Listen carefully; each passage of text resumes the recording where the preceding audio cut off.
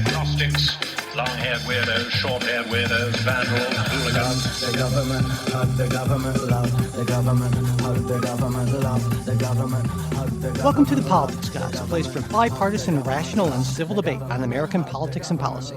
I'm Michael Baranowski, a professor of political science at Northern Kentucky University. My co-host and conservative counterpart today is May Mailman. May has a bachelor's degree in journalism from the University of Kansas, and then she went on to earn her law degree at Harvard, where she was president of the Harvard Federalist Society. She taught sixth grade in Kansas City with Teach for America, clerked for the 10th Circuit, and worked in the Trump White House, first as a special assistant to the president and associate White House staff secretary, then deputy assistant to the president and deputy White House policy coordinator, and finally associate White House counsel. Following that, she was deputy solicitor general of Ohio, and she's currently vice president for legal strategy and communications at Restoring Integrity and Trust in Elections, as well as a senior fellow with the Independent Women's Forum Law Center. Welcome to the show, May. Hey, thanks for having me. Yeah, I am very excited to have you on the show, and we have an awful lot to talk about this week. As always, we're going to be getting into the final Durham report, the end of Title 42, and what is and isn't happening at the border. Mike Pence gearing up for a presidential run, and our thoughts more generally on the Republican field, and two important tech cases on which the Supreme Court ruled this week. But before we get into this, usually my conservative counterpart is Jay Carson, a Cleveland area attorney and defender of freedom. And as I mentioned, I have a new conservative counterpart on today's show. And I'm sure that after that bio I read off, the first question I think a lot of listeners are going to have is, well, what exactly did you do for President Trump? And kind of related to that, the obvious question, what do you think of him? So maybe we could kind of start. There could probably be a show in and of itself, but just to give listeners kind of a brief sense of your time at the White House, which I'm sure is the foremost question in their minds at this point. Yeah, so my first job in the White House was in the staff secretary's office, which almost no one has heard of, but it is in my opinion, very important office. The role is billed as the nerve center, making sure that all of the paper that goes into and out of the Oval Office is approved and is taken care of in the right way. Staff secretary was in the news a little bit recently with the Mar-a-Lago raid, because why does Trump have all these papers with him? That really, in the eyes of some, is a failure of the staff secretary, because they're the person who's supposed to, make sure that everything's going in the right direction. Is it possible to have a functional staff secretary in a Trump White House? Probably not. So, yeah, in that position, I think under the Bush administration, they usually wrote a lot of memos and briefed the president that way, then acted on those memos. Trump is much more of a meetings guy than a paper guy. So my second job, I think, was taking what the role of staff secretary should have been, which is all this paper, all this information. How are we going to corral it? And turning it into, okay, this is a person who does verbal briefings. How do we structure that information going to the White House? So I worked under Chief of Staff John Kelly. He created an office called the Office of Policy Coordination. And that's where I helped make sure that when the president made decisions, that he made them based on full information, which I think the thing that we were fighting against is obviously Twitter. It is Fox and Friends. It is random people coming into the Oval Office telling the president to do something and him doing that thing, and then later figuring out that he hadn't heard the full story. So my job was to try and get all the actors, get all the thoughts, get all the information, and get a decision that stuck. Did we succeed? Did we fail? People can judge themselves. And then the final job was the White House counsel's office. This is the one I think that most people have heard of, which is just dealing with the various legal issues that come up in the White House. But the most interesting thing for me was I was the immigration and healthcare specialist there during COVID, and COVID was nothing but immigration and healthcare questions, one after another. So it was a very unique time. And then what do I think about Trump? You know, I definitely understand the appeal of him for a lot of people.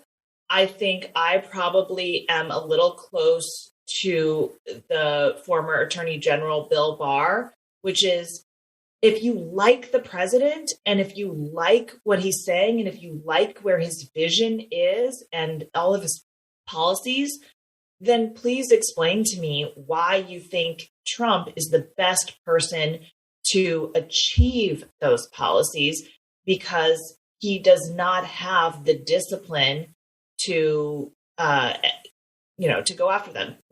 That said, it's a fixable problem. Maybe I have a lot of I have a lot of conflicts in how I feel.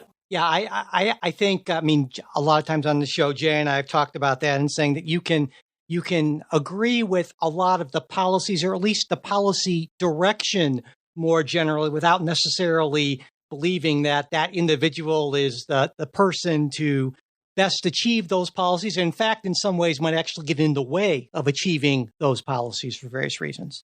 Right. So when I talk to, huge ardent Trump supporters, I hear a lot of, he'll definitely be able to do it because last time he had all these anti-Trump people working in the White House.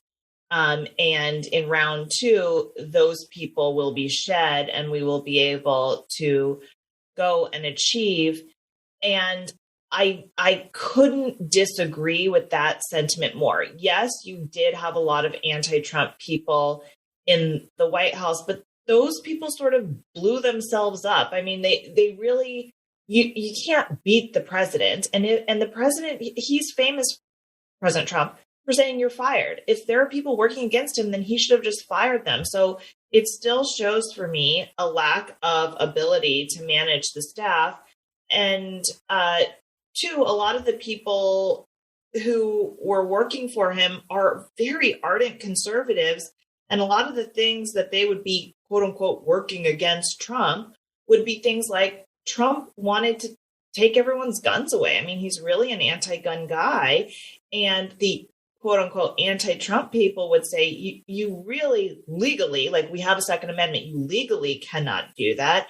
But also practically, I need to explain to you the difference between a law-abiding gun owner and the problems with guns in America.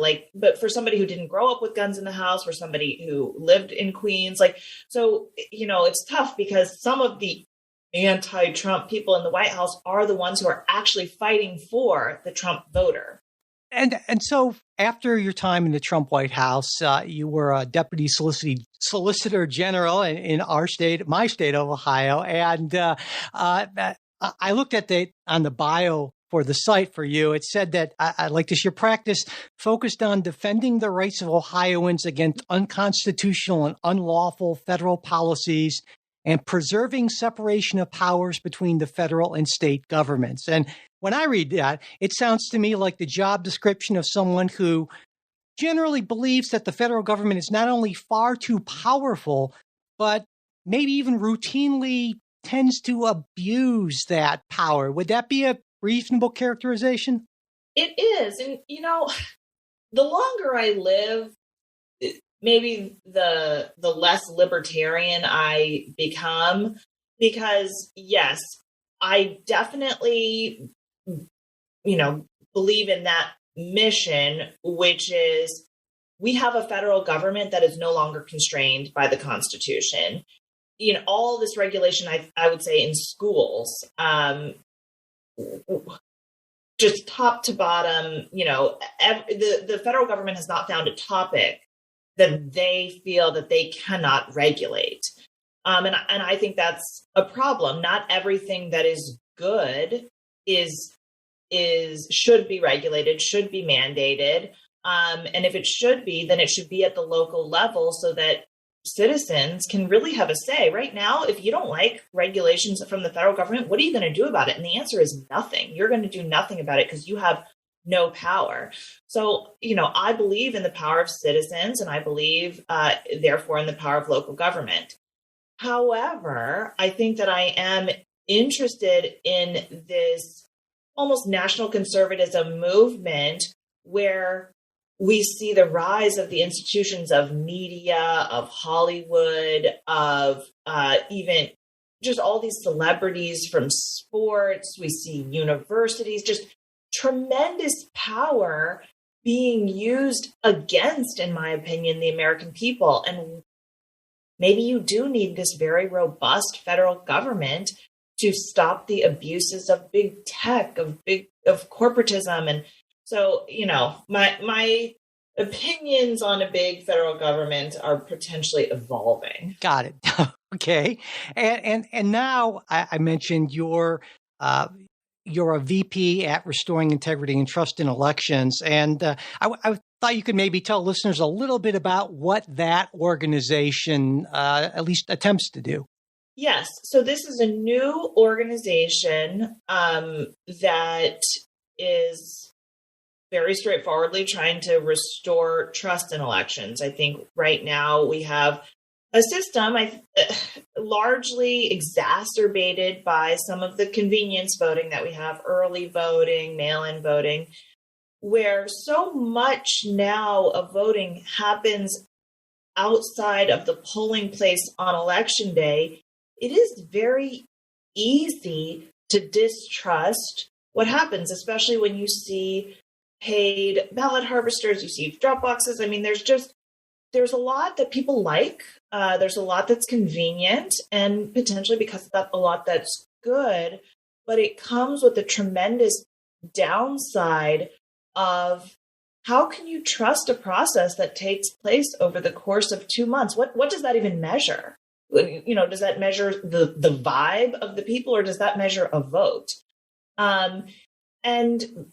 Because our elections are now a little bit more progressive, a little more loose, it is important to have sufficient safeguards to restore trust in that process.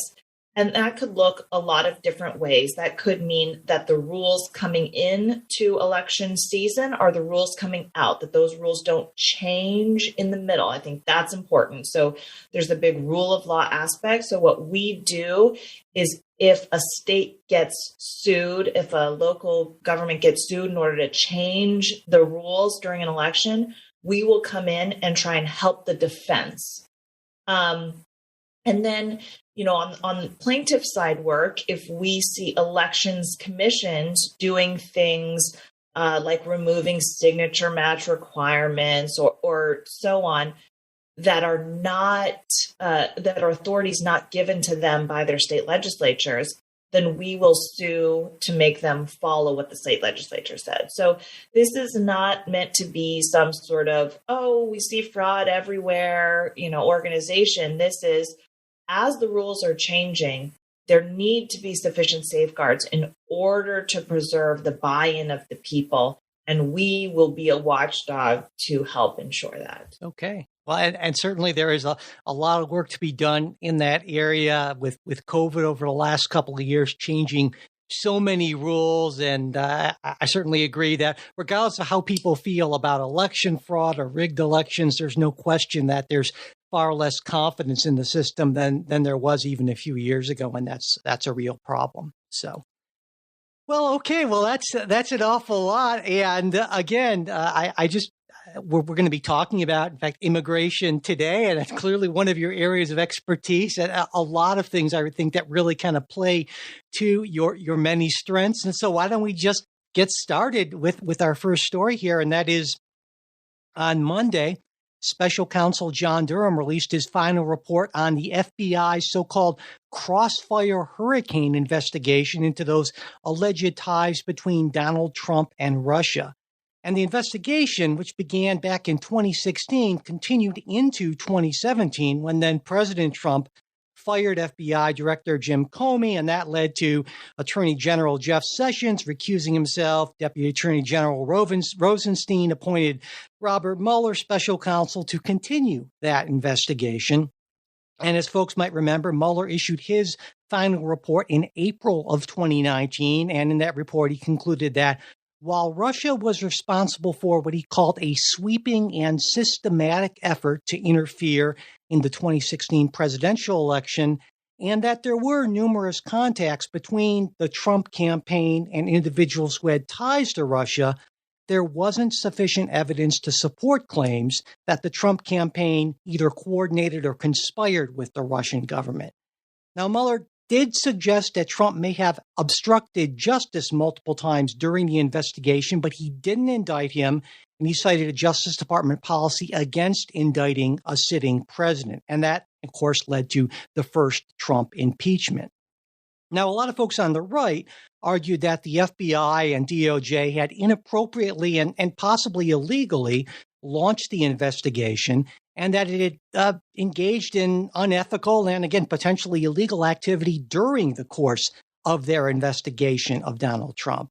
And the Justice Department's Inspector General, Michael Horowitz, investigated these claims, and in his final report, which was released in December of 2019, he concluded that the FBI did have sufficient evidence to open the investigation, but he was critical of their FISA applications, which he found, in his words, significant inaccuracies and omissions. And he also concluded that the infamous Steele dossier, which was an opposition research document that had a bunch of inaccuracies and falsehoods that was put together by a law firm paid by the Clinton campaign and the DNC, that wasn't the sole basis for the FBI launching the investigation, as many people on the right had claimed. And then in April of 2019, Attorney General William Barr asked U.S. Attorney John Durham to lead an investigation of the government's actions in the Trump-Russia investigation, and he then named Durham a special counsel in late 2020, which allowed Durham's work to continue even if Donald Trump lost the election and he and Barr were no longer in office, which of course happened. And so in his final report, finally we're at the present, there's a lot of background here, Durham characterized FBI activity concerning the FISA applications as displaying, in his words, at best, a cavalier attitude toward accuracy and completeness, and that the FBI failed to uphold their important mission of strict fidelity to the law, and that senior FBI personnel displayed a serious lack of analytical rigor toward the information that they received, especially information received from politically affiliated persons and entities. Durham also concluded that the FBI should not have opened a full investigation based on the information they had, that the standard for opening an investigation against Trump seemed to be lower than it was for potentially opening one against Clinton, and the FBI, of course, didn't open an investigation there, and that both biased against Trump by individuals involved with the investigation, as well as a more general confirmation bias, were significant issues that drove both the decision to investigate and the course of that investigation.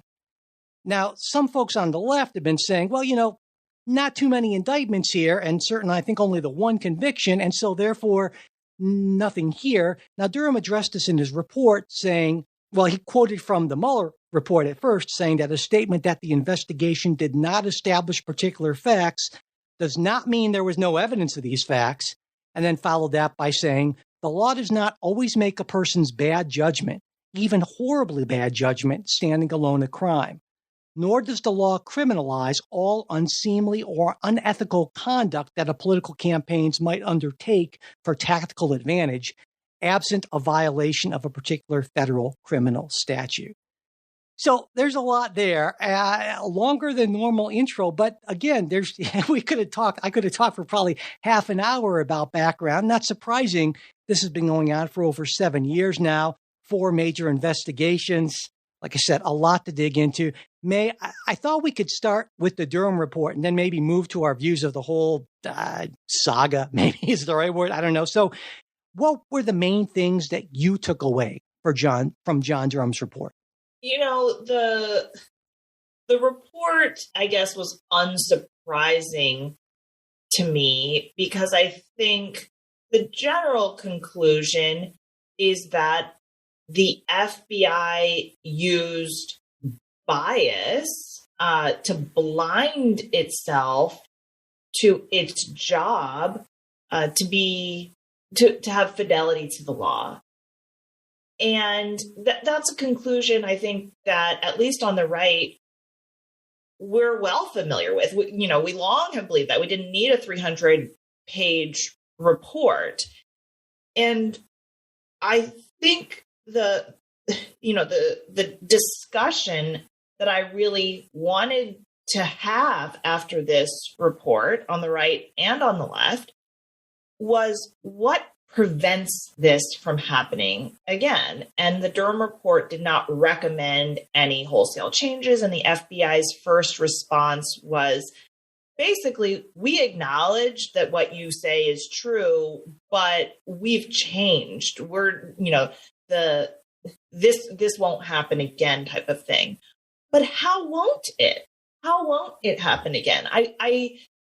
I really am concerned that the people who were responsible for this horrendously bad judgment have now gotten lucrative contributorships from MSNBC, CNN, ABC, and so on. There is a huge incentive to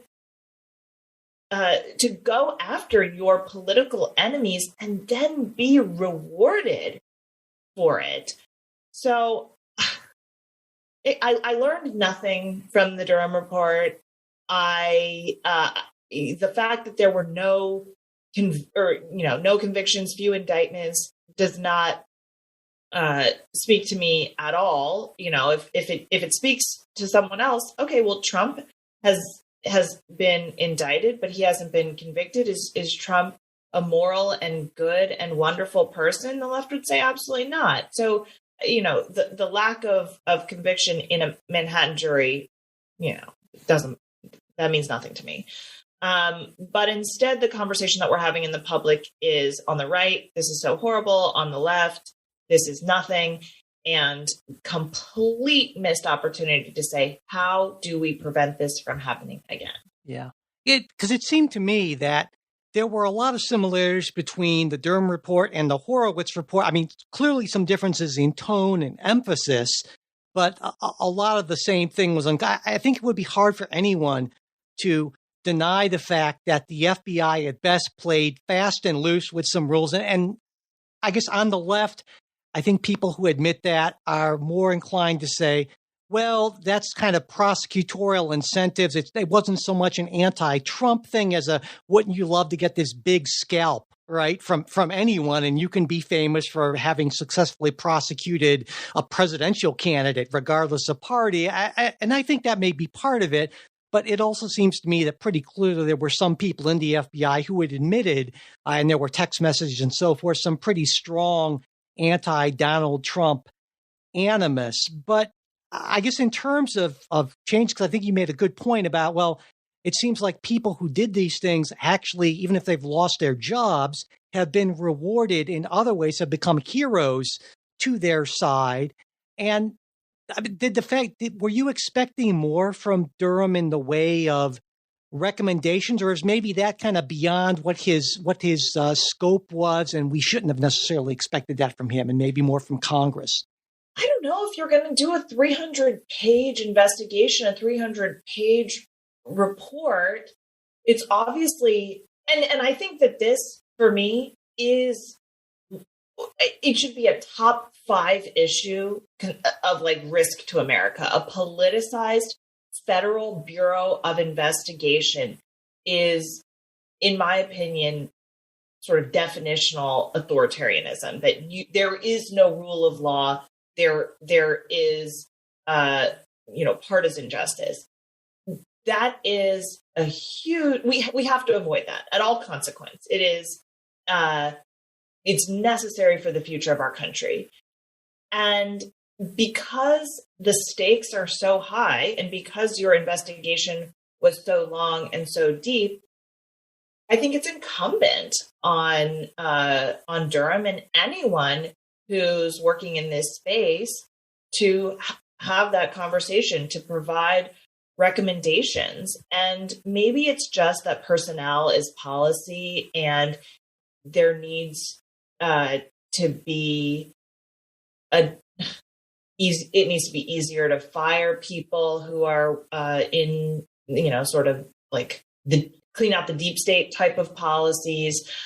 Maybe there are actual policy changes, disclosures, ethics, that type of thing. But either way, the recommendations on how to avoid pure catastrophe, I think, is entirely appropriate. I think some people would say, the FBI would probably say, hey, listen, we've tightened up the FISA process. I believe they've made it so that now for any kind of political investigations, the sign off has to come from the very top, which wasn't the case here. And it sounds to me like you would argue that that's not nearly enough. Is that right? I think so. And it's for me, it's not a Trump thing. Yes, I know that Trump is this person that inspires both hate and love. But the FBI, to me, and there was a House hearing on Thursday, just has fundamental problems on the way that they view their mission now. The way that they are redoing hate crime statistics in order to support Joe Biden's statement that white supremacy is the greatest threat to our nation. That if people ask questions about January 6th investigations, that they are put on unpaid leave indefinitely, that they labeled Catholics, fundamentalist Catholics, white supremacist threats to our country. I mean, showing up to pro-life sidewalk protesters, I guess, or consultants, houses, like these are a repeat of very one-sided political activity. Even, parents at school board meetings. It is not a Trump thing for me. It is our Federal Bureau of Investigation has lost or is losing the trust of the nation. What could be worse than that? Than people not trusting the executive branch that the rule of law will be applied fairly to them. Yeah, and I certainly agree, and I would expect that if Donald Trump becomes president again, I would not be surprised at a pretty politicized investigation of Joe Biden and his family, that sort of thing. And I guess the distinction I would make is, yes, Congress is doing that, but that is sort of almost an avowedly sort of thing, whereas the FBI is supposed to be above that kind of rank partisanship. And so I guess when we turn to solutions or potential solutions, one thing that comes to mind for me is maybe some sort of strengthening of the Inspector General's office, independent watchdogs. But I don't know. What do you think? And what do you think we could plausibly do, especially in this political environment, that might restrain some of the political excesses, potentially on both sides, depending on who's in charge of federal law enforcement? It's tough because my initial instinct for all things federal abuse is get rid of it. I mean, right. We can't do that here. Sure. Yeah.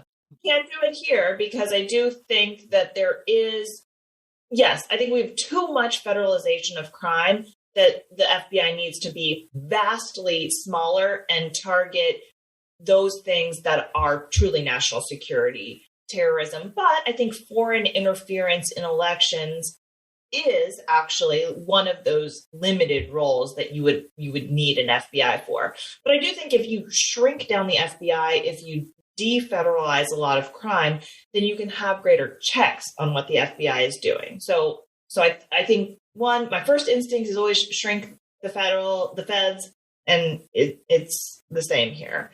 I think, two, there have to be real consequences. People have to go to jail. And they're putting all of these January 6th rioters in jail because they tried to overthrow our government.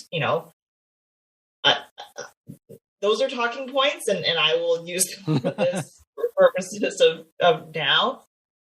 But if what they did was bad enough to go to jail, then what the FBI did is the same. It is trying to interfere in an election. It is trying to portray one political side as corrupt. I mean, then they leaked this information to the media. I mean, the whole thing needs to be treated in the same way as the January 6th rioters, and people need to go to jail, not to MSNBC, not to CNN, not to ABC, but to jail.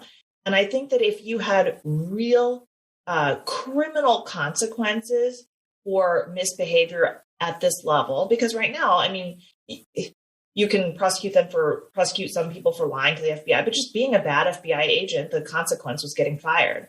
It needs to be different. It needs to be jail. And I think if it was, then you would see some hesitation.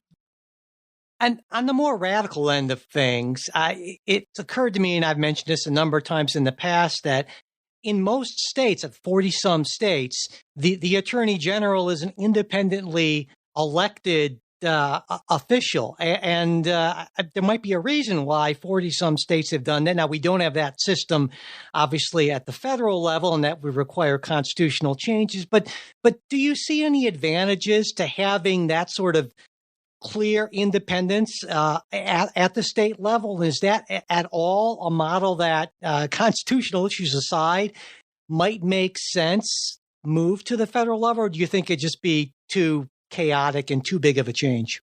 I really liked, when I was in the White House, having the Department of Justice, which includes the FBI, all as part of the executive branch, because they were our lawyers. I mean, they defend what we're doing. I need to know that they're on our side and they're not trying to somehow play some political game. And I, as you mentioned, I was in the Attorney General's office in Ohio.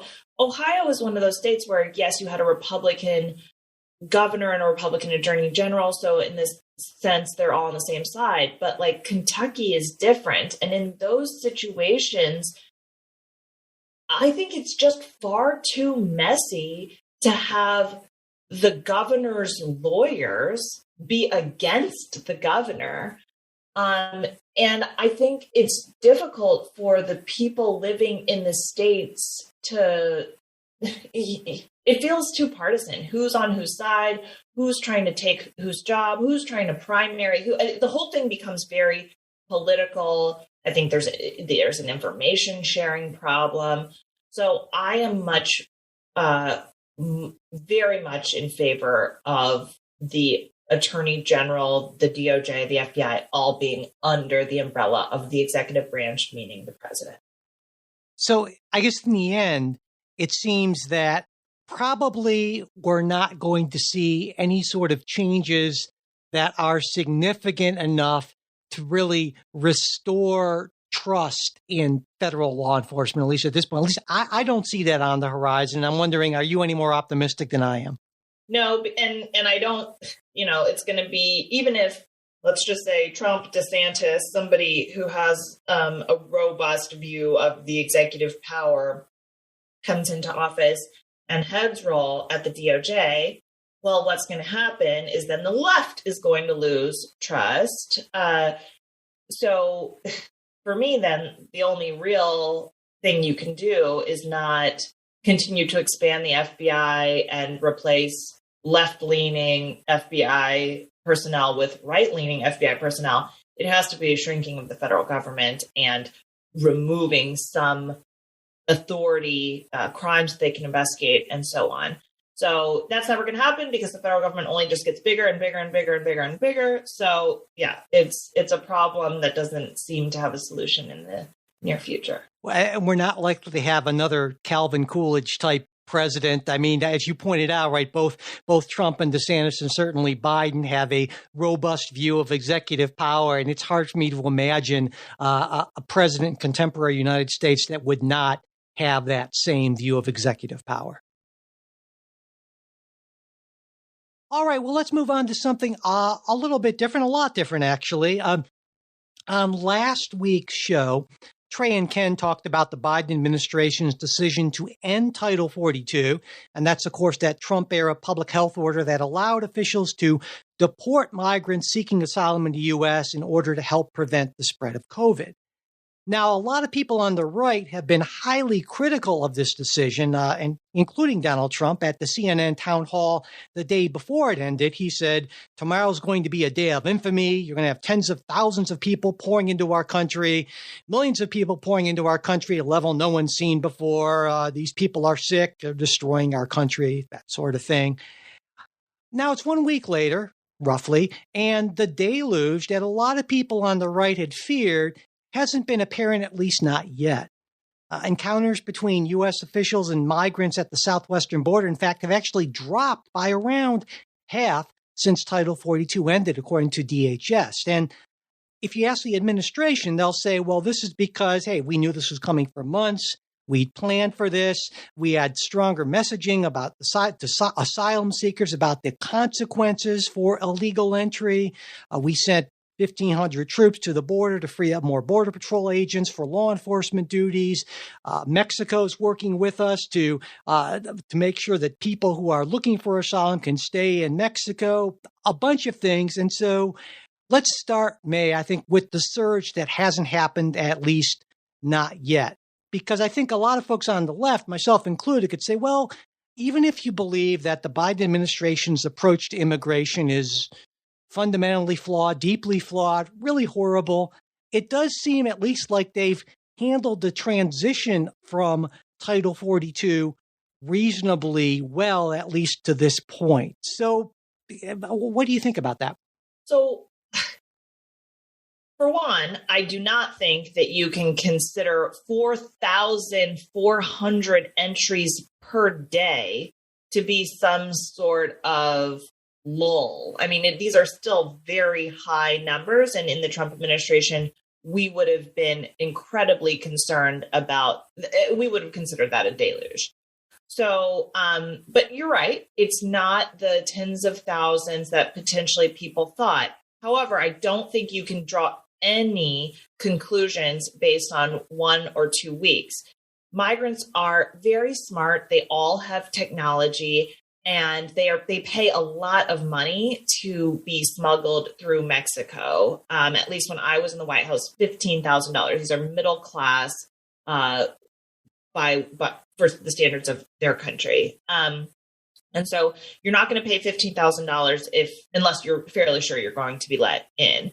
So I think what you're seeing now is test cases. So the smugglers, in my opinion, having worked in this space, are, they want to get paid too. So they are testing with a few people to see what happens. Are you being let in? Are you not? And once they understand what you need to say, what you need to do, then I think you're going to see what the actual numbers are going to end up looking like. And what I have seen from some of the more conservative leading media that has a lot of connections into Border Patrol, is that Border Patrol is telling people, hey, once they catch them, we're not going to actually record that we have caught, because if we do, then you're not going to be let in. So what you need to do is download this app, and you need to go through the app process. This app process is entirely illegal, but it seems like at least people are being coached there. Then the other thing that I think people are seeing is Biden implemented what he called a rebuttable presumption that you're not eligible for asylum. So you come to the southern border, you're from Guatemala, but you passed through Mexico. You could have claimed asylum in Mexico, but you chose not to. There is this rebuttable presumption that you're not entitled to asylum. Okay, but what if you just keep saying, I'd like to rebut that presumption? I'd like to actually have asylum. What can I do to appeal my decision? Well, you can be let in. So it seems like that's what people are seeing, is that, yes, there's this rebuttable presumption, but people are getting around it. And if that's true, if people are getting around it, then these 4,400 per day numbers are not going to stay for long. They're going to end up being much higher. But, I reject the 4,400 a day as well. Sure. That makes sense to me that it's too early to tell that. One thing you mentioned, I'm curious about, is that you argue that or you believe that the app process is, or that app is illegal. I'm just curious. Could you expand on that? Because I hadn't heard that argument before, and I'm interested in that. Yeah. And a lot of the state AGs are part of a lawsuit here. It just hasn't been decided yet. So there is sort of an exception, I guess, maybe a tool that if you come to the border, you're not allowed to be let in. You have no documents. You're not a citizen. Whatever. You're illegal. Okay. The Border Patrol can still let you in on a case-by-case basis for humanitarian or like whatever, high public need, basically. And what that is basically intended is if you're at the border and you're pregnant and you're about to give birth, we're going to let you into this country and we're going to take you to the hospital. If you are dying, like if there is some sort of humanitarian high public need to let somebody in on a case by case basis, and the text does say case by case, we're a humanitarian country and you can get let in. And that is what we call parole. You're not eligible to stay, but you're paroled in, you go to the hospital, and then we'll deal with the bad consequences later. President Obama was the first one to blow a hole into this, where he had a Central American minors program where he was letting in certain Central American minors. And the hole has gotten bigger and bigger and bigger. Till now, if you download an app, you can be, and you're from one of these countries, you can be paroled in. And the parole it no longer looks like a humanitarian benefit parole. It now looks like you're here, you get work authorization. I mean, it's like DACA light. Right. It's just, Got it. You're here for how long. So the argument is the definition of parole does not include downloading an app. You have not proven any individualized need. This is not some time limited thing. This is forever. So you've completely redefined parole. And I think at least several conservative justices on the Supreme Court have indicated that yes, parole has meaning, and that meaning can't be everyone in. There has to be some limit that's less than that. Got it. So it's essentially, I like the DACA light thing. So basically a real, an abuse of discretion here on the part of the executive. So, okay, that makes sense to me. Now, the other thing I wanted to ask you about is, under Title 42, just to be clear, people can't even request asylum. You're processed, you're expelled. There are no criminal consequences, no immigration consequences. And so it would seem to me that you wouldn't actually want Title 42 to be your de facto immigration policy, because that's the sort of thing that's going to just encourage people to keep on trying to come over. I mean, it seems to me to be a pretty bad immigration policy, whereas under Title 8, if you're deported, you're actually banned from entering the country for up to 5 years. And if you enter unlawfully, there are fines. You can serve time in prison. And so it just seems in a way kind of odd to me that so many people would argue for maintaining Title 42. And we'll put aside the fact that it's actually a public health sort of thing when there's no longer a public health emergency. Those two things are linked, obviously. But what do you think about that? Completely agree. Title 42 should have been gone years ago, in my opinion. So when all these conservative politicians and even like a Kristen Sinema type say, we want more Title 42, they have no idea what they're talking about. It is stupidity, in my opinion. Title 42, as you say, is the U.S. code section that deals with public health. It has everything to do with the EPA to HHS, whatever. And during COVID, it was necessary to, and I think the word in the statute is expel. Like it's almost a fiction. It's pretending you never even made it into the country, and we're just putting a barrier saying you can't come in. It was a arguable necessity when we had no idea anything about COVID. And we just can't have people congregating, giving everyone COVID and all dying in a Border Patrol facility, just totally disastrous potentially. We are well past COVID. And what I would have hoped that the Biden administration would have done is re-implement remain in Mexico, which never should have died in the first place, which is where you can seek asylum. You get all the same processes that you would normally get, but instead of coming into the United States and hanging out in the United States for several years / for the rest of your life while your case processes, we are going to have you stay in Mexico while we assess your asylum claim. But we layered that with surging additional judges, basically to more quickly process people who were remaining in Mexico.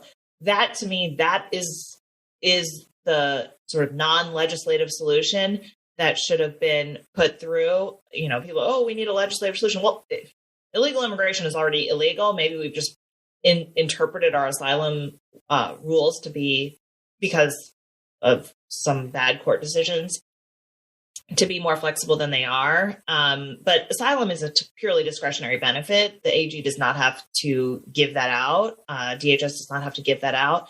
And the courts have not been as willing to go along with that, I think, as they should have been. So it's almost like you don't need a new statute. You just need the statute that exists, and you just need to interpret it in a way that reads like the English language. Yeah, because under Attorney General Sessions, I mean, he came in and had a pretty strict interpretation of asylum. And just for folks who don't know, the requirements are you have to demonstrate or persecution or fear of persecution due to race, religion, nationality, membership in a particular social group, or political views. And that is broadness. I mean, that is very, very broad. And there's a lot of room for discretion there.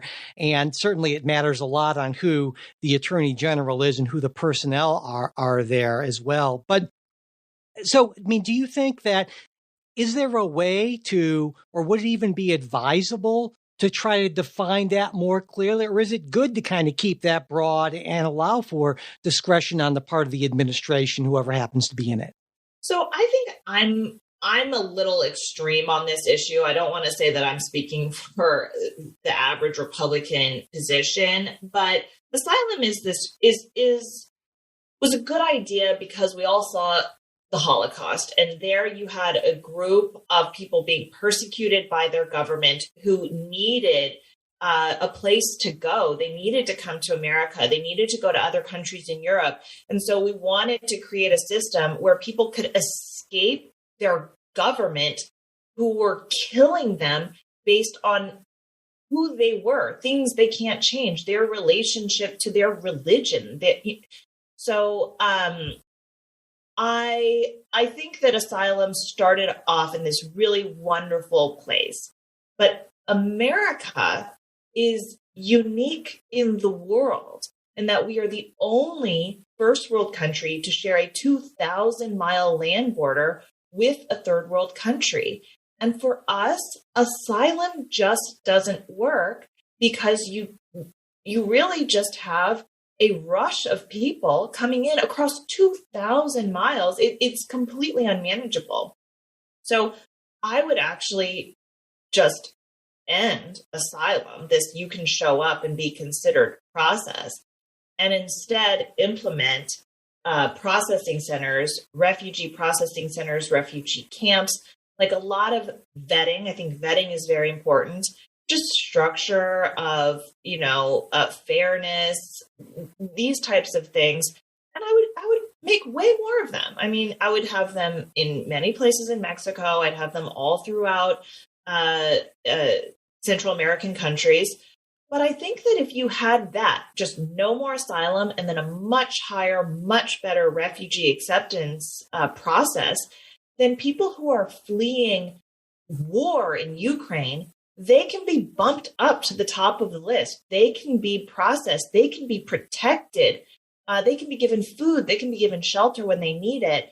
And yeah, I just think for the United States, asylum doesn't work. It just doesn't work for our country. And And that's certainly not to say that there aren't people suffering under horrific conditions in that northern triangle area, El Salvador, Guatemala, Honduras, which is where we're seeing most of the cases, which is, if you take a look at the migration stats, I mean, back in the early 2000s, mostly it was folks from Mexico, but then we see a big shift from those other countries. And so it seems to me that the fundamental problem is I can understand why people would want to flee horrific circumstances in Central America, but you're saying, it sounds to me like that the structure we have in place is just really poorly designed to process and accept those people in an orderly way. And it's not that we don't want to help people who are legitimately seeking refuge. It's just that we need to rethink how we're doing it. Is that right? I think that's right. So I would not say that the United States should not take in refugees, because that's what it means to seek asylum. It means that you qualify as a refugee. But for the standard person going through the refugee process, it is years long, and it's pretty tough. So we've basically given a benefit to people who pay $15,000 to take their children on a very dangerous journey through Mexico, where there is crime, where there is rape, where, where you're enriching a cartel who's flooding our country with drugs. I mean, there are so many negative consequences from our asylum system that, in my opinion, is unnecessary. It's unnecessary. We process refugees. We already have this system set up. All we need to do is improve it. And if we were a smaller country, if we were a country like Europe that was surrounded by other European countries, maybe asylum would work for us. Maybe it would. I just don't think that for us particularly, it makes very much sense. And it's tough for refugees. There's a cap. If you don't get it, if you're not in under the cap, you can't even be considered. It's completely unfair. It's totally unfair. And one other aspect of this we haven't talked about a lot is the current backlog, right? Over 2 million, I think, at this point. And we have somewhere around 600 immigration court judges who are trying to work through this. And even if, we have more now than we had in the past. In the last budget year, around 100 more were appropriated funds for. The president asked for 200, only got half of those for whatever reason, which seems weird to me. But is there anything, do you feel like we need still more immigration court judges, or what can we do? Because right now, as you pointed out, the average asylum case takes at this point somewhere over 4 years to complete, and the backlog keeps on growing. We clearly need to do something about that. Do you have any thoughts as to what that something could or should be? Yeah, so I think that too many cases get to a judge. So there is the expedited removal process, and there is, in order to, have your case heard, you have to assert credible fear of persecution. So it's not that you've proven that you're going to be persecuted by your home country. It's that you have a credible fear. And the credible fear bar right now is insanely low. And I would know because I've sat in on credible fear hearings where you come to the border and totally non-adversarial process, no facts, no proof, no, clear details needed. You can sort of say, my cousin died because the government went after him and I'm scared that they're going to come after me. It's because of my religion, something like that. And that, you've hit the magic words. And so you've passed that credible fear bar. And now your case is added to the backlog. I think that in order to have credible fear, you have to be from a certain part of the country. There are although we can just sit there and say Central America is bad and scary. It's more complicated than that. There are regions where that maybe the government or whatever doesn't have control, that there is persecution. There are regions where that's not. So I would actually make that initial bar sort of difficult, because right now what you're seeing is between 80 and 90% of people that come here and claim fear pass that bar, and only 15 or so percent will ultimately be able to claim asylum. That's a huge delta. You shouldn't have that huge delta.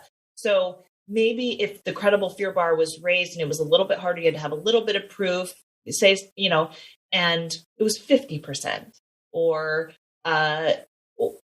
something like that, 40%, 30% people pass that bar, then you wouldn't have that backlog.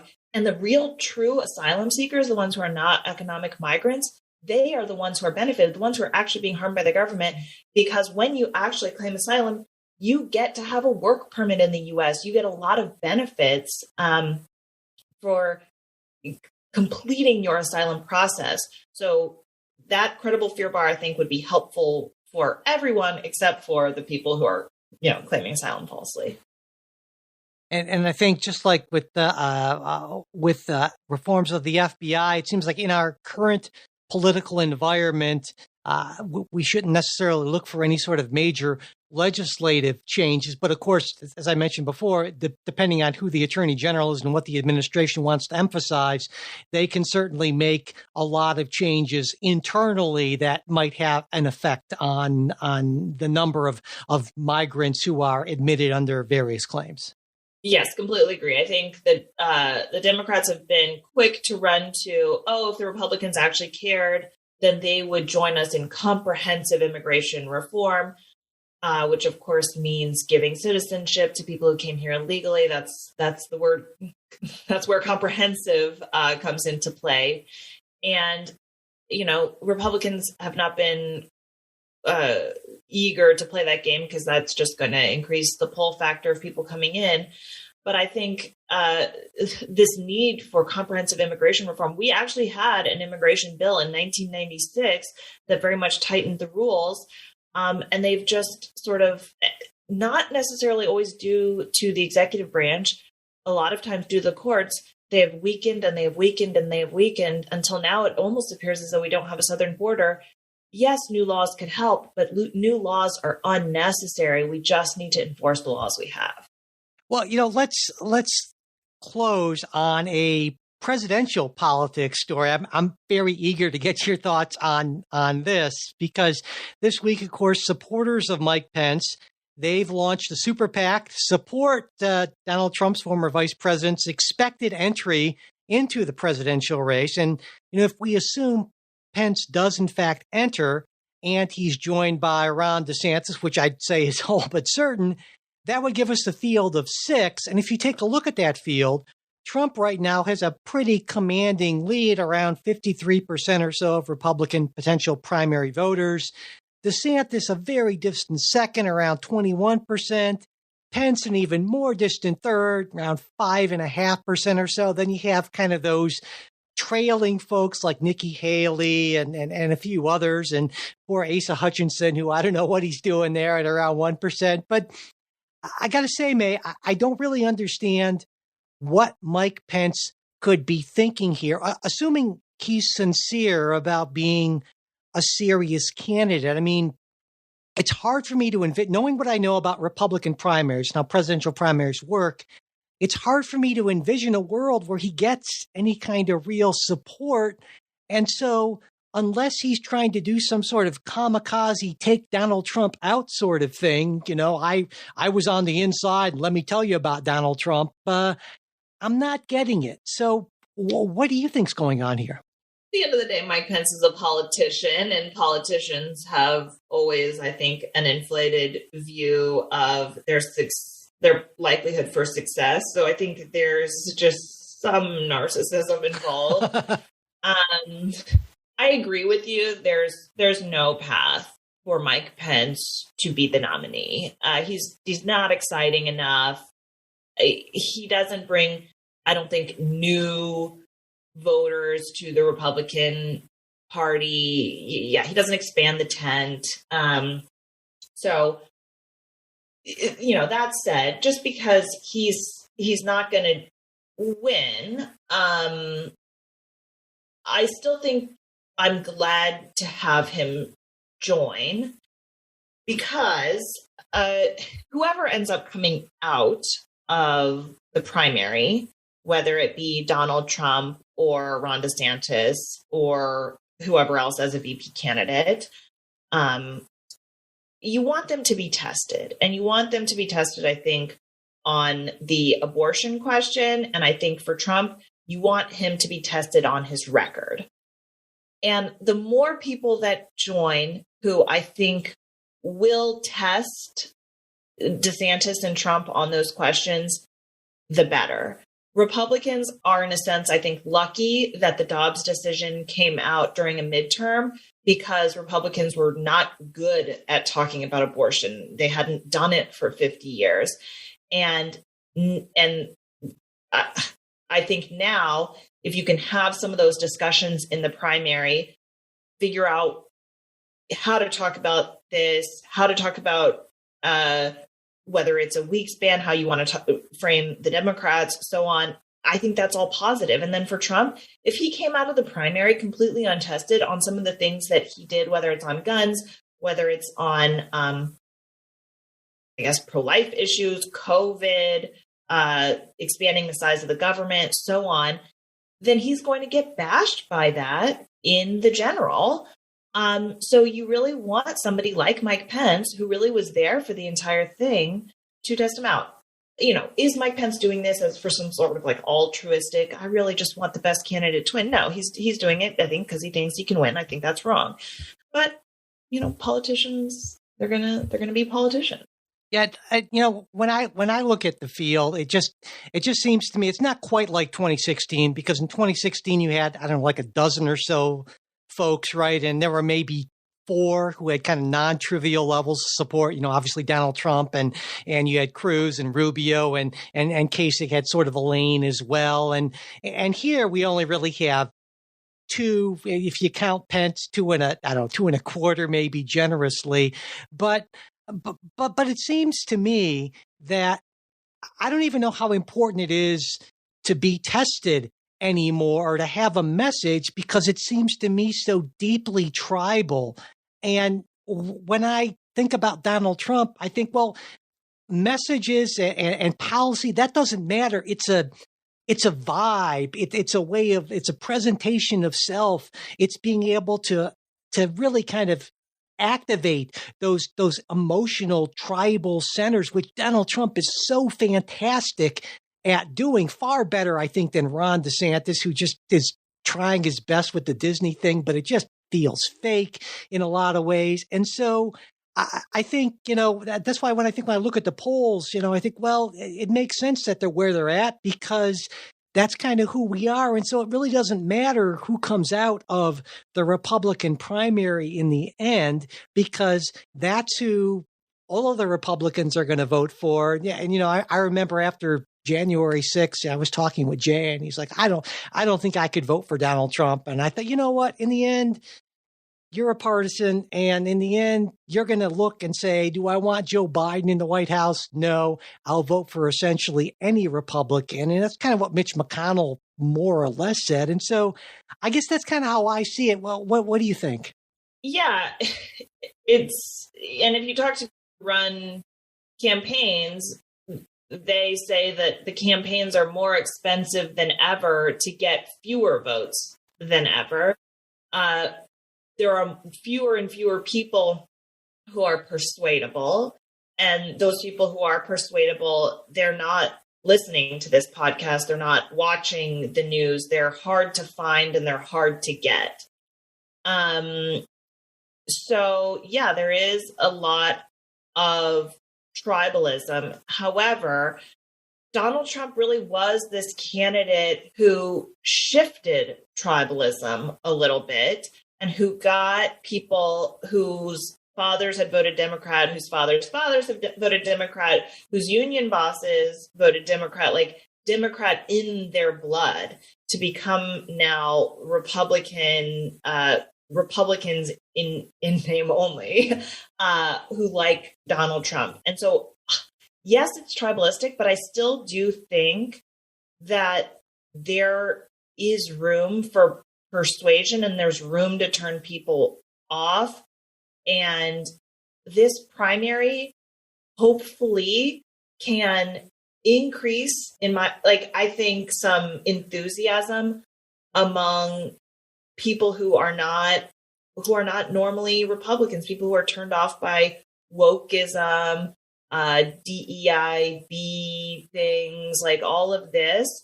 And so, yes, that is, as you say, like a vibe, people who like Trump. But once you've got those people in on an emotion, maybe they can be persuaded by facts. I don't know. But we make all of our decisions based on emotion. It's not just voting. We're an emotional species. So it's going to be messy. That's all. Yeah, that's definitely the case. And, last week on the show, Ken made this argument that Biden will almost certainly beat Trump because, well, number one, he beat Trump in 2020. And I'm going to assume if I were a betting person, and I kind of am, I would bet a significant amount of money for me that Donald Trump will emerge as a nominee. But anyway, Ken's argument was that, well, nobody who voted for Biden over Trump is going to change back.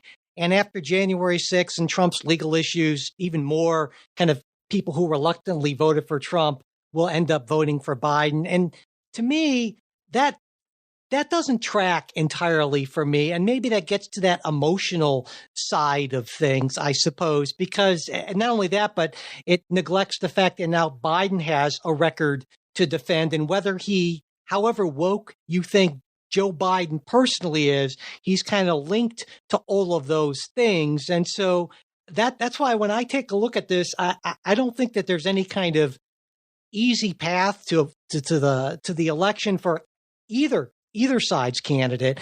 And that I certainly, when I look at the polls right now, for instance, they suggest that a pretty close thing. But I would also point out that national polls tend to underrepresent Republicans, both in the sense that there are some Republicans who just don't like talking to pollsters about Donald Trump, but also that Republicans punch above their weight because of the Electoral College and how that works. And so I would expect actually that if Donald Trump is the nominee, I think he goes into it being a slight favorite. At least that's my take. I wanted your thoughts on that.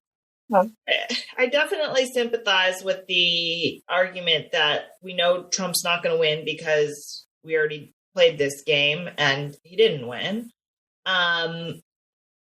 But you had, I think, COVID hanging around Donald Trump's neck, a horrendous first debate performance. You had some things that I think are and Joe Biden had no record to run on. So I think, yes, Trump lost before, but it is a new game now. And this is, I think, what concerns me so much about the era of ballot harvesting, because Republicans really we won the popular vote in the midterms, but didn't win them in the right places. And it does come down, I think, to a lot of legwork of just actually collecting votes, like going in and setting up a booth and collecting votes. And Republicans are not good at that. And I think can't get good at that because our voters are pretty spread out. So unfortunately, I think I don't know. I'm very torn on who would win that battle. But instead of saying, oh, I think this turns on messaging and what Donald Trump says and what Joe Biden says or what Ron DeSantis says, I'm much more cynical. And I think it turns on, will the Republicans go register people to vote at NASCAR races? Because if yes, then maybe they can win. If we continue to just say, show up in person and go vote on election day, then no. So it is this legwork effort that I'm personally against. I think that voting should test the will of the people. I think that Democrat policies are unpopular right now, and that if you tested the will of the people, that would not win. But it's not about that. It's about physically getting out there and grabbing some ballots legally. Of course, I'm not saying that any of this is illegal. I'm saying that this is like an effort, a partisan effort to go grab ballots. and that will have that turnout operation will have a big say in who wins. All right, well, let's move on to our last story. Late this week, the Supreme Court unanimously ruled that Twitter is not liable under the Anti-Terrorism Act for aiding and abetting ISIS in a terrorist attack in Istanbul, Turkey, that resulted in the death of Narwas Asalaf, the family of whom brought suit against Twitter. And they argued that Twitter knew that their platform was being used by ISIS, but they failed to take action to remove the ISIS content, and therefore they are liable. Now, writing for the court here, the unanimous court, Justice Thomas focused on the question of, well, what does the legislation mean by aiding and abetting? And he pointed out the term is left undefined in the Anti-Terrorism Act. And so the court needs to look to its precedents and to common law, and concluded that, as Thomas writes, in this case, the failure to allege that the platforms here do more than transmit information by billions of people, most of whom use the platforms for interactions that once took place via mail, on the phone, or in public arenas, is insufficient to state a claim that defendants knowingly gave substantial assistance and thereby aided and abetted ISIS acts, and that a contrary conclusion would effectively hold any sort of communications provider liable for any sort of wrongdoing, merely for knowing that the wrongdoers were using its services and failing to stop them. That would run roughshod over the typical limits on tort liability and unmoor aiding and abetting from culpability. Now, on that same day, the court issued a short per curiam opinion in Gonzalez versus Google, and this is a lawsuit filed by the family of an American killed in a 2015 ISIS attack. They made similar claims against YouTube, which is owned by Google, of course, as were made in the Twitter case, though in this instance, the plaintiffs are focusing on Section 230 of the Communications Decency Act, arguing that it doesn't immunize Google or any online service against claims that they're making targeted content recommendations, and so therefore they're not just simply a platform, but they're actually engaging in what are called traditional editorial functions. And in this case, the court sent it back down to the Ninth Circuit saying, hey, look at this again in light of our decision in the Twitter case. So, May, I know that you've actually written, you wrote on this back when it was argued before the court in oral argument. So what do you think? Did the court get it right here? I think yes, actually. So it always struck me as a crazy claim to say that Twitter or Google or Facebook or whatever are aiding and abetting terrorism. That just doesn't make sense to the average speaker of the English language, because they weren't promoting ISIS videos. They weren't treating them. The only thing that they treated them differently is taking them down sometimes. Like, that's the only different treatment. And so when you're thinking of aiding and abetting, usually there's some sort of intent, like I want to help you in some way. And because there was no attempt to do that, I think that's right.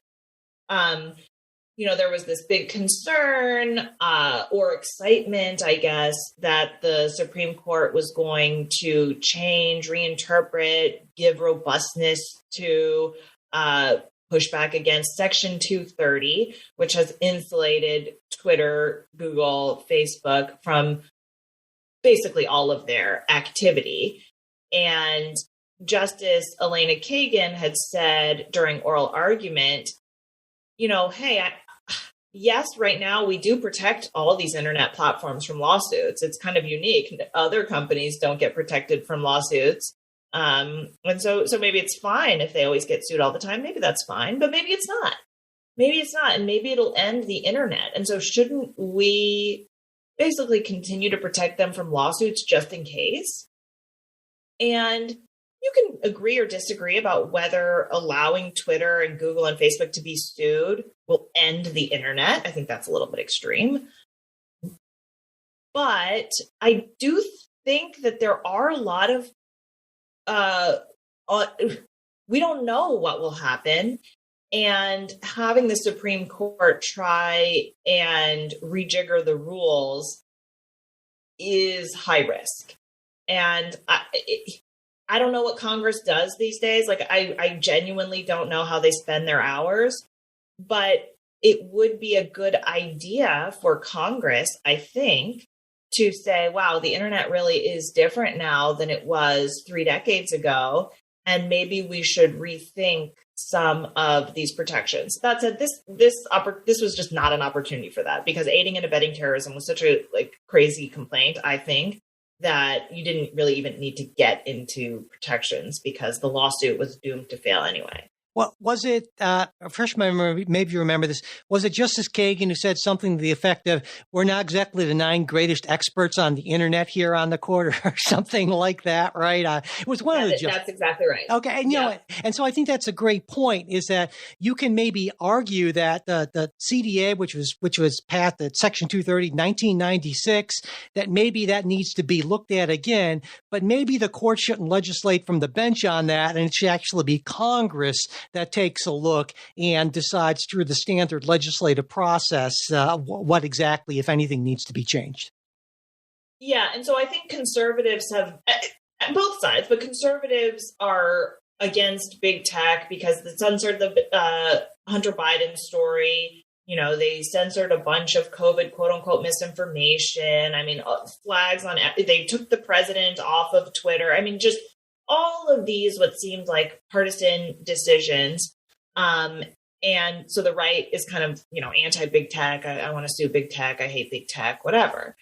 But this lawsuit was not conservatives should not have been in favor of this lawsuit, because what this lawsuit basically says is, hey, Twitter, Google, Facebook, I need you to take down more content. I need anything distasteful, anything dangerous. I need you to take it down. And so if this had succeeded, these big tech platforms would never dream of putting Trump back on, because they would get sued because, oh, what he says is hate speech or whatever. So I think for conservatives, maybe they thought that they were hoping that there was going to be success here, but this was not the one that you wanted to root for. Yeah, absolutely. I think there's a reason why this was a unanimous decision here. And I agree with you and the rest of the court that they made the right call here. So, all right, before we go, very quickly, supporters, hey, if you support the show at the $10 per month or higher level, you should have gotten a message from us asking for your input on what you think our first supporter-chosen segment should be.